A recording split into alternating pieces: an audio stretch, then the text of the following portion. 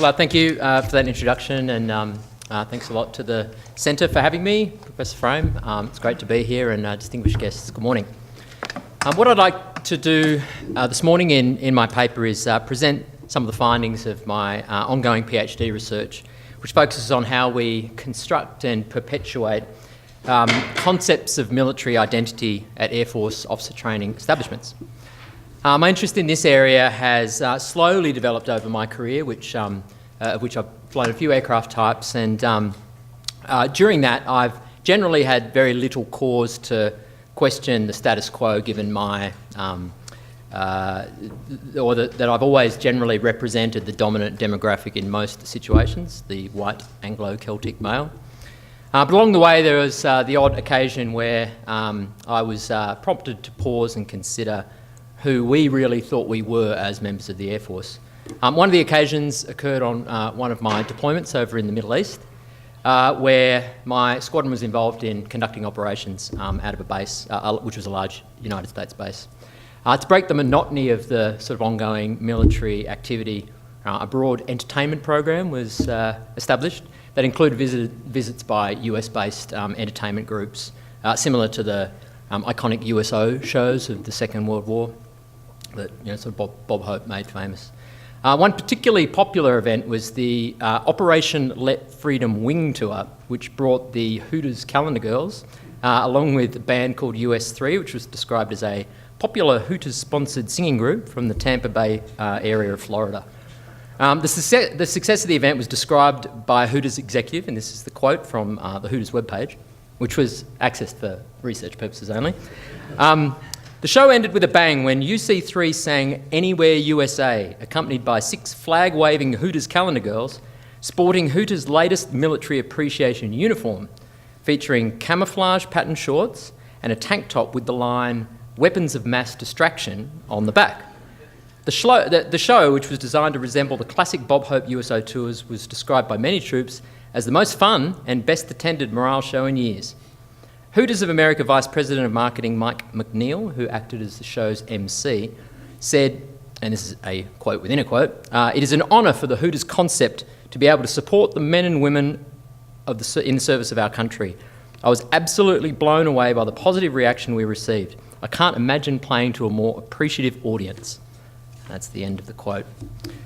In selecting a tour ensemble that openly declares on its website to be in the business of selling sex appeal, the US government, I thought, made a set of generalised assumptions about the target audience. More specifically, obviously, it was clear the broad assumption of hegemonic male, heterosexual masculinity perpetuated and fed it into the decision to book the Hooters franchise to entertain troops for the men and women, as he mentioned, who were deployed on operations. So my research interest, therefore, is in what feeds the cultivation of such gender assumptions, and it's not just gender, which I'll get onto in a moment, but this is particularly in an environment where there's clear motivation to establish and nurture an inclusive and representative military. Put differently, my work seeks to explain how these two dichotomous concepts, so on the one hand, this masculine heteronormativity, and on the other, representative inclusivity, which is where we want to move toward. I'm really fascinated about how they happen to, at the moment, coexist in today's military. And in doing so, I hope to uncover some of the solutions to the thorny problem of underrepresentation in the RAAF by certain visible minorities, and particularly, as my example alluded to, women. In terms of methodology, I'm in the process of conducting a series or conducting fieldwork to support comparative study across 3 countries of Air Force officer training, so the United States, United Kingdom and here in Australia. In each location, I undertake a series of one-on-one interviews with both cadets and staff, as well as focus groups comprising a group of about 8 or 9 cadets only. The aim is to build narratives that help inform an understanding of what constitutes an ideal Air Force officer in the minds of these cadets in each of the countries, and how the process of basic training that they're all going through, or in the case of the staff are facilitating, informs the creation of that ideal. To date, I've conducted fieldwork in both the US, so at the United States Air Force Academy, and at the Royal Air Force College, Cranwell. And I want to discuss some of the findings from the visits in this paper. The qualitative data that I'm gathering at the moment is intended to augment a theoretical analysis that I'm also sort of coming up with on the methods of identity creation in Air Force initial officer training. Primarily, I'm drawing on sociological theory and two theorists in particular, Irving Goffman and gender theorist Judith Butler, in order to establish a theoretical concept that I apply that represents or describes Air Force identity as being constructed in two distinct sequential processes. So for Irving Goffman, he talks about social life constituting a dramaturgical environment in which impressions are given and received. So he coined this phrase dramaturgical to articulate how he viewed the theatrical nature of social integration, and he then goes on to use the term presentation to talk about the process whereby certain characteristics are presented either cynically, or so the person who's presenting them doesn't necessarily believe in the content of them, or genuinely, where the person does. These seek to make an impression and have the capability of moulding an identity, which is a quote out of his work. At the US Air Force Academy, for instance, a cadet cadet induction relies heavily on the dramaturgical. And in my experience here at ADFA, it was quite similar. But at the US Air Force Academy in the time I was there, the senior cadets assume a stereotypical sort of military boot camp instructor approach, akin to the sort of popular characterisations you see on movies such as Full Metal Jacket. Throughout the process, the cadets are presented, in the Goffman sense, with an idealised identity that feeds into their development, I believe, of esprit de corps. So the following quotes, unless I state otherwise, are drawn from my fieldwork data, mainly from focus groups. So as one freshman cadet at the US Air Force Academy observed, looking on the outside, someone who's not in it, the things we had to do are kind of like so ridiculous they're funny. Like the way we had to eat, just, having to take small bites, 7 chews, you had to put your silverware down and then your hands back in your lap and chew and swallow and then another bite. The cadre are basically creating an environment where you had to come together and work against them, or work against the system. And so on one hand, that really did a lot for bringing us together. And then the next quote is from a journalist who spent a year inside, observing the first year of a US Air Force Academy cadet. The dulcet tones of the cadre, which is upper class training cadets, vanish the very instant the bus turns the corner away from the cadets' parents. Eyes forward, a voice booms, a prelude to the world that awaits them over the next few weeks. The cloying dies and its exact opposite is born, hurling the newcomers into the freshman's life of orders and criticism, mind games and exuberantly possessive pronouns. The change comes so unexpectedly and so completely that it seems choreographed. And then she observes after that it is. The second part of the sequential process that I'm putting forward is Judith Butler's theory of performativity. And I think that helps explain the subsequent process of identity formation. So Butler views gender as constructed through the stylised repetition of acts. And she refutes assertions of gender as essential or tied necessarily to one's sex. For Butler, the continuity of these acts is crucial to the establishment of gender as a meaningful label. And so in my theoretical framework, I broaden this idea of performativity outside the gender space and apply it within this military context. And so I argue that basic military training is infused with these stylised repetitions of acts that help reinforce the accepted idealised identity that was previously presented. In essence, I'm arguing that the Air Force identity we share as members of the Royal Australian Air Force, or US Air Force, or the Royal Air Force, is a social construction which is infused with concepts of the classical masculine warrior. Broadly speaking, I've got no problem with the concept of identity as a social construction, so that's not really my critique. And this is something that's common with what Goffman describes as total institutions, which an academy could be described as. And these are institutions that are effectively or in some way removed from the rest of society. So he describes them as symbolised by barriers to social intercourse with the outside and departure. So, people are often stuck inside them like a prison. Sometimes there's physical barriers such as locked doors, high walls, barbed wire, cliffs, water, forests and moors. So upon joining the Air Force, it certainly was my experience, the individual becomes subject to a variety of control measures that reflect the unique nature of military service. And this is particularly evident during basic training, which often involves a requirement to live on base, and the activities are very, very closely coordinated by those that are facilitating the training over quite extensive periods. There's clearly an instrumental benefit to the development of military forces in this, so I'm not saying necessarily this is a bad thing, and we do want to create militaries that are close-knit and socially cohesive, clearly. For me, though, the problems arise when the theory of identity construction is more closely examined. So following William E. Connolly, who's an identity theorist, I argue that identity is a dichotomous construct. So for me to recognise myself as something, I need to be able to differentiate myself as something I'm not. So, that's usually done objectively by looking at another person or situation to make that differentiation.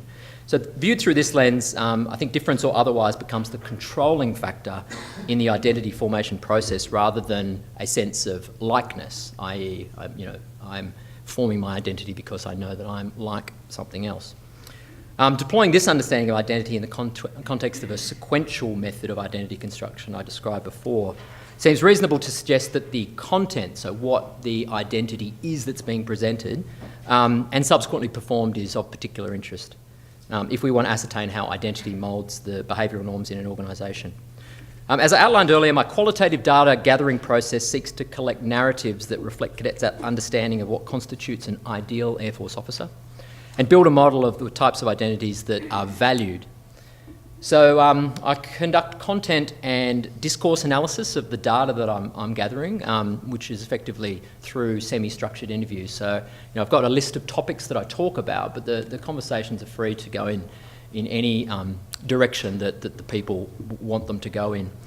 By doing those two types of analysis, I'm looking at not only what is said, but how it is said. So the particular words that are used, and in some cases the language that, the body language that conveys them.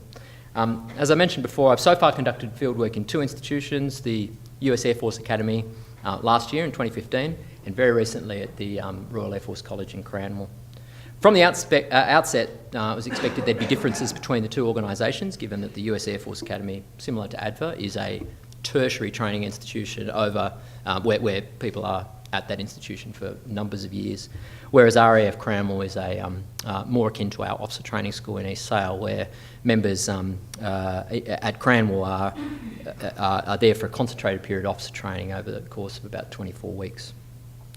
I found the richest data so far has come from the focus groups with cadets, and as I mentioned before, these are semi-structured discussions covering a variety of topics. Now, in those groups, I've convened mixed gender groups and then all male, all female, and the all male groups have yielded the most interesting data, I would say, relating to sort of normalised idea of identity among cadets. Analysis of the data so far suggests the existence of an idealised Air Force identity with a number of specific attributes that are common over the two countries. However, I've only got time today to briefly touch on one of them, which is the normalisation of the male. So the idea of this normalised male identity has come out in all of the focus groups, so regardless of whether they were mixed gender or male or female. Although it's fair to say, as I said before, that the all-male groups are the most forthright in explaining and critiquing the role of women in the Air Force. As one cadet in the US Air Force Academy put it, I think that's just always naturally going to be how males see females, as males are put not in charge, but have the responsibility of protecting the females, like the head of the house.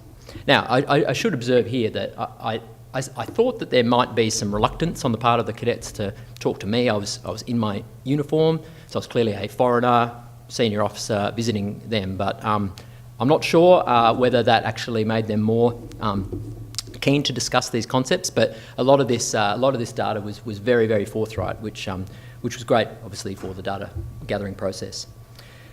So discourse analysis here, of this, but also other quotes that I'll get to in a moment, revealed that much of this rhetoric was delivered from a position of ownership. So the male cadets often questioned why we, and in that sense they're talking about themselves as sort of, the gatekeepers, why we should accommodate and change our military in order to incorporate visible minorities, in this case such as women.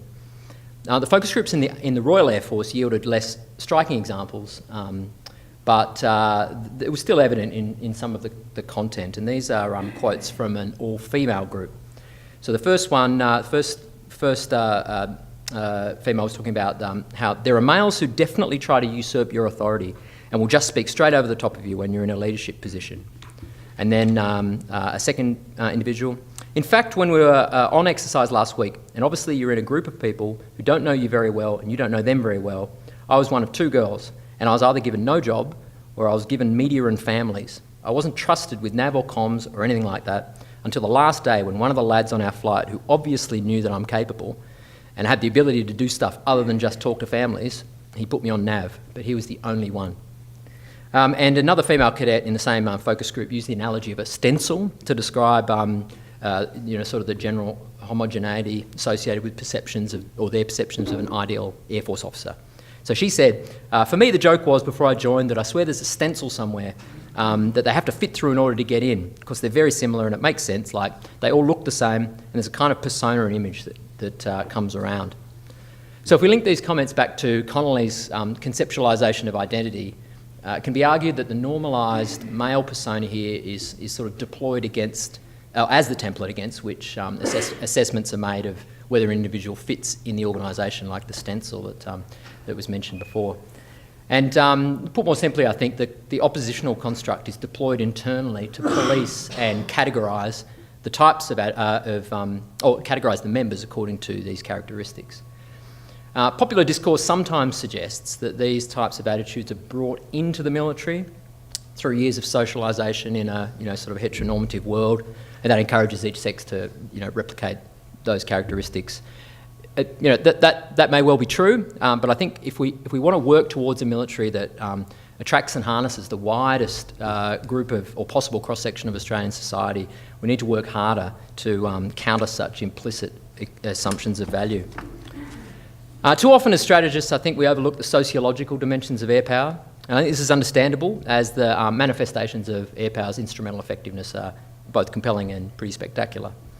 But the current paucity, I think, of literature literature within the discipline of military sociology in Australia is testament to the fact that I think it's a little bit overlooked. But we only need to look at the shifting demographic in Australia to see that while the broader nation diversifies, Air Force is moving much more slowly toward reflecting this shift.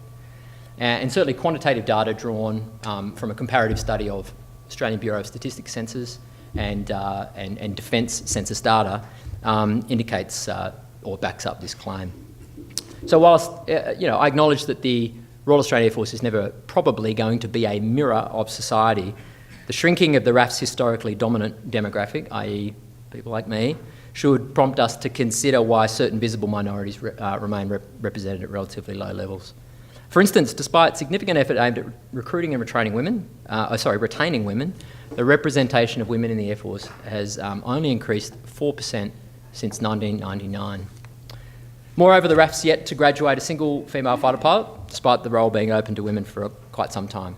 So the purpose of my research is to dig deeper into the possible reasons behind statistics such as this, and this is only one of the areas I'm looking in. So, my PhD is more broad than gender, but that's what we're talking about today. So going back to the female fighter pilot one, I sort of asked the questions of whether it's possible. Is it, does this statistic exist because no female possesses or has possessed the ability to make the grade over the years? I think that that's an implausible argument, particularly in light of the success of other smaller air forces who have had female fighter pilots for many years. So if we go back and deploy the Goffman-Butler idea of a sequential identity formation, other possibilities arise to sort of question these statistics. Is it possible, for instance, that the specifically Australian identity of a fighter pilot incorporates characteristics that females can't successfully or credibly perform in a Butler sense? Data gathered thus far in the UK and the US lends weight to this hypothesis, I think, by highlighting the role of identity as a type of gatekeeper within the Air Force. Indeed, the evidence suggests a type of double bind that traps those displaying perceptible difference during basic training, as articulated by a female cadet at the US Air Force Academy. And this is a quote. I think this is female cadets, judged a bit more harshly in their leadership positions because you're a pushover or, for want of a better term, and pardon my French, a bitch. And so I think it's very rare that a female has the same leeway as a man might. From my experience, the criticism in general is a bit more aggravated if you're a woman. And then another cadet articulated her experience as an African-American female cadet. They made fun of me because of my cultural differences, and they were like, well, I don't think that that women should be in the military because of blah. And I was like, well, that happened like 30 years ago. Or they'll be like, I think the only reason why black people are here is because it's more of a pity thing, and not because you guys actually got here on your own merit. So they're like, yeah, you got the double threat. It's like you were black and you were female, and that's how you got here. And I was like, no, I worked my butt off to get here. But I mean, you still see it a lot. So then sort of faced with a contrasted ideal identity and with awareness of the consequences of divergence as outlined by that cadet, minority groups are incentivised to replicate the ideal as best they can to fit in. So senior female cadets reproduce the traditional drill instructor persona I talked about at the start at the US Air Force Academy, berating and shouting at the new cadets centimetres from their face on their first day. Unfortunately, this inauthentic performances are often held to comparatively lower standard, or at least viewed differently, as pointed out by the previous quotes.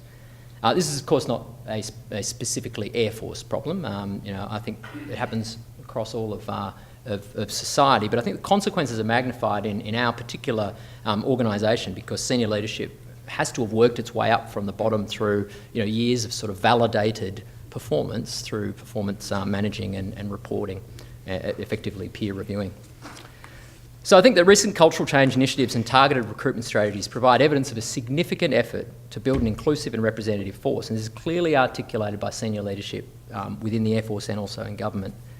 Indeed, the capability argument is compelling, I think. To compete in an increasingly competitive job market and to be in a position to reliably deliver air power effects expected of it, the Air Force, the Royal Australian Air Force, must appeal to and harness the talents of the broadest spectrum of Australian society possible.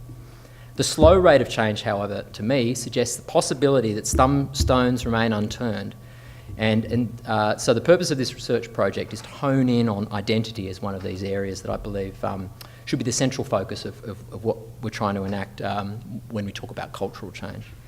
So while there's clearly more work to be done on this project, I would argue that the evidence thus far suggests a useful first step might be for us to critically examine the identity that's presented in basic Air Force training, to assess its relevance in a fifth-generation Air Force, where the roles and activities of most members very rarely, if ever, require the qualities and attributes of a hyper-masculine classical warrior. Thank you.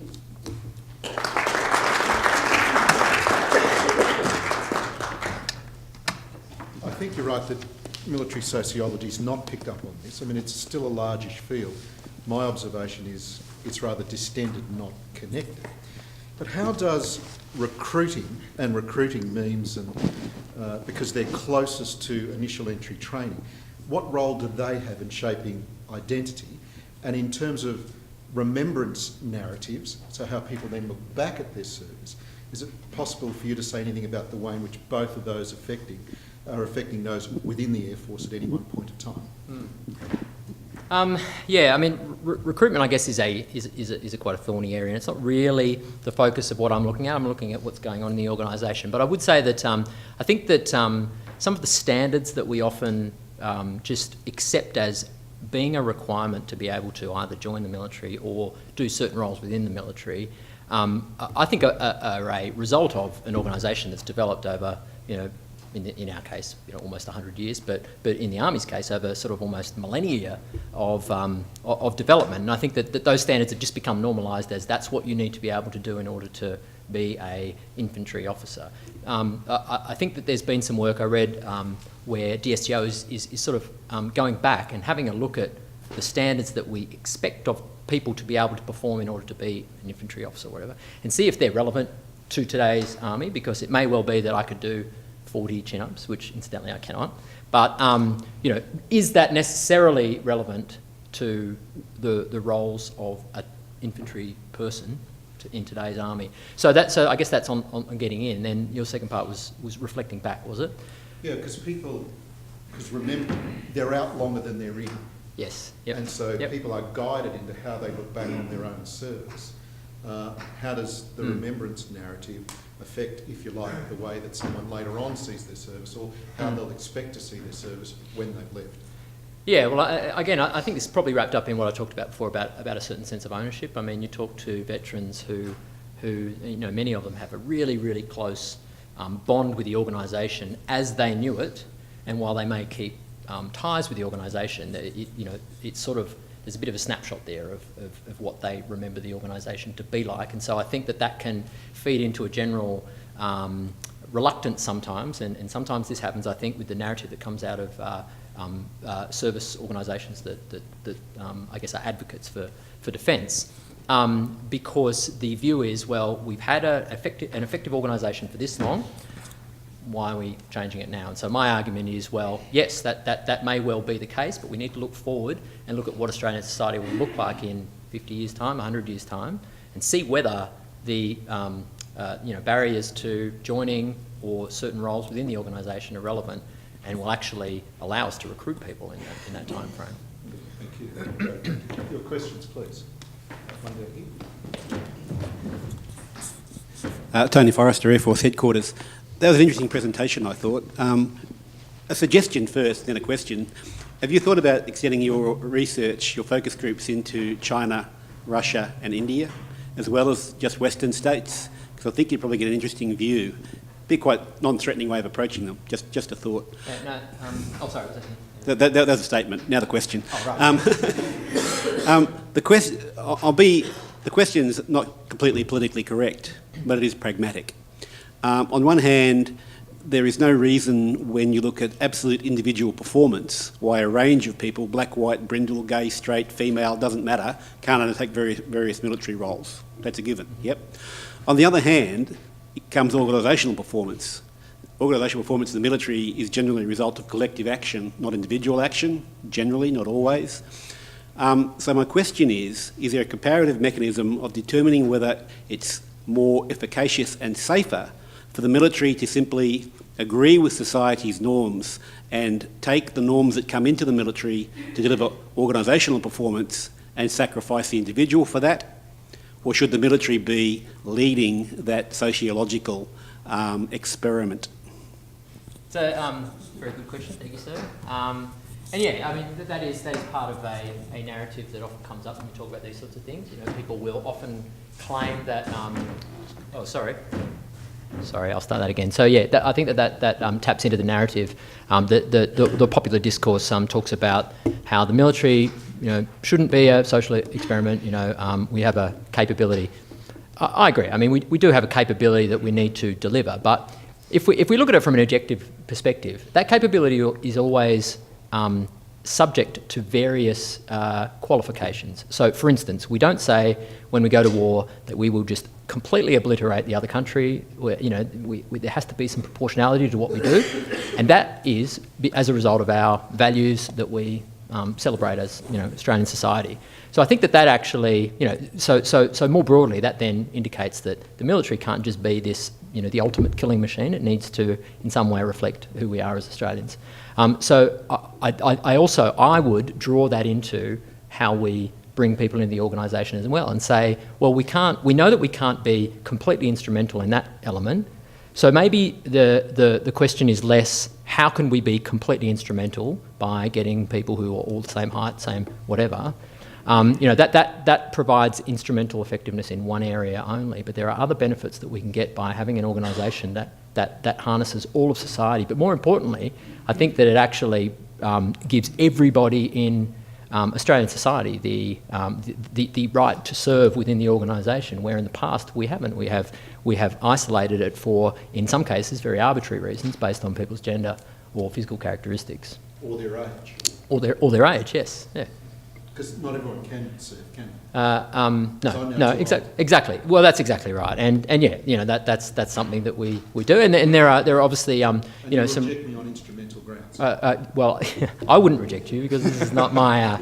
It is not my decision to make. But obviously there are boundaries. I mean, yes, as I said when I first started here, there is a performance and there is a capability that we are expected to provide. But I think that there are areas of grey within that would allow us to be a lot more flexible in how we deploy that capability or build that capability.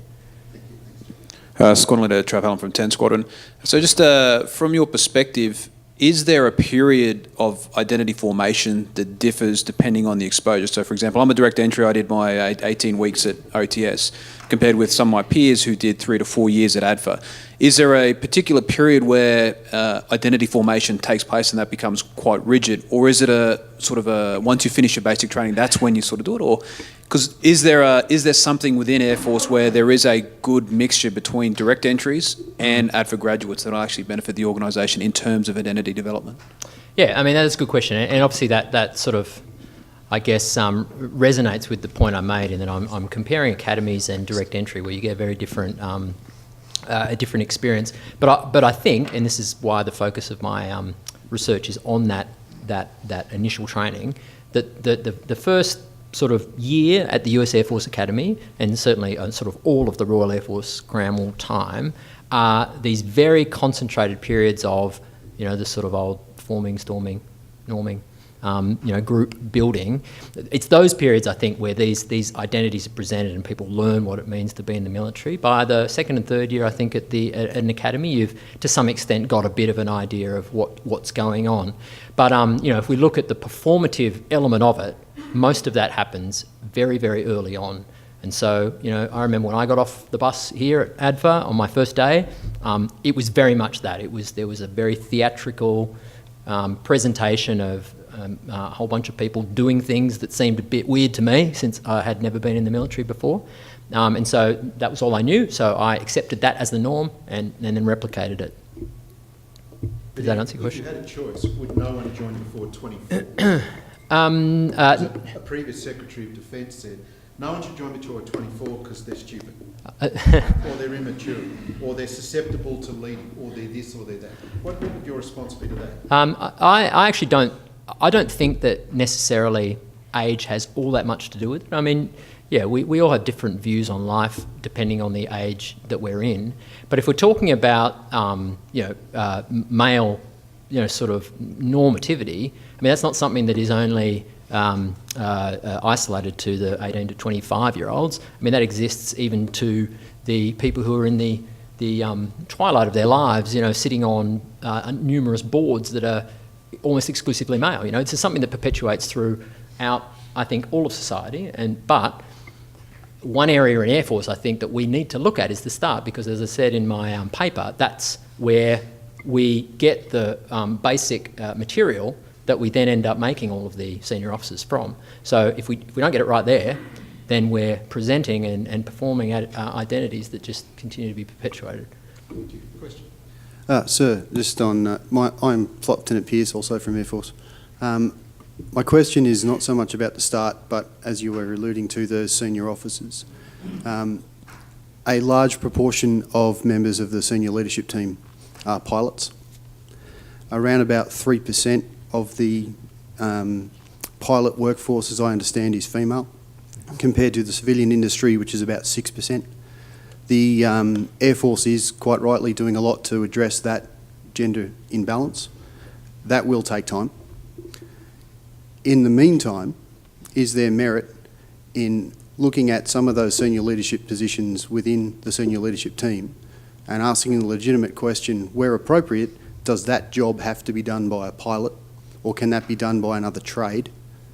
And as a consequence, will we get greater diversity of thinking and open the door to more female participation in the senior leadership team? Well, I have to be careful here because I've never operated at the very senior levels, but I know that there are some people in the room who have. Yes, exactly. But I would, that's the narrative, I say.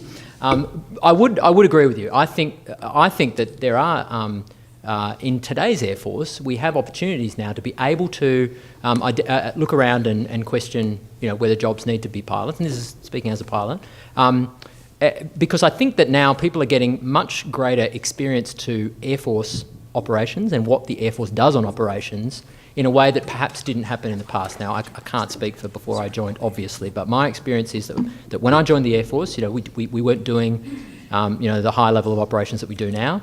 And so, there were certain people who had never had exposure to operations, but now I think it would be quite difficult to find people who haven't or won't deploy, and so therefore we're getting a lot more experience in doing the job, and so therefore I think that is relevant experience that could be brought to the upper echelons of command. But as I said, that's my perspective from sort of mid-level management. Last two questions, one here and one there. Doug McLean, also Air Force. I also think that, it's a fascinating topic of research, but I also think that it's useful and interesting to look at other militaries, non-Western militaries. And they're interesting because they have some of the same challenges, but they come up with quite different approaches and solutions. So I'm personally quite interested in the Russian military. The Russian military have a long tradition of women playing combat roles. So Russian snipers, for example, are legendary, not only from the Soviet era, but actually last year she's actually quite a celebrity, but she's quite famous, operating in Syria. So they have that. They also have a tradition of all-female units, including in World War II fighter pilots.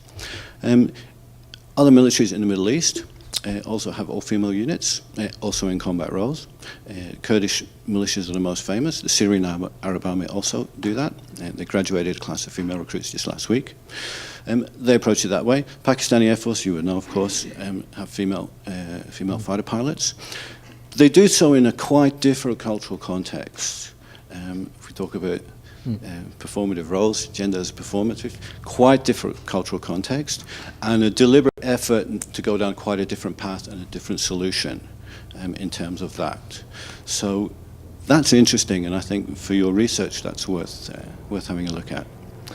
Yeah, look, that's great input. And to be honest, I had limited the span of my comparative studies for two reasons. One of them is I wanted to try and get comparability. So I've sort of titled this Western Air Forces. So I've looked at Western liberal democracies that had broadly similar value structures. So I could sort of see how identifiable difference was treated in those organisations. And the second reason is I wanted my PhD at some point to end, and so I think that might be a useful sort of comparative study once I've completed this. Postdoctoral.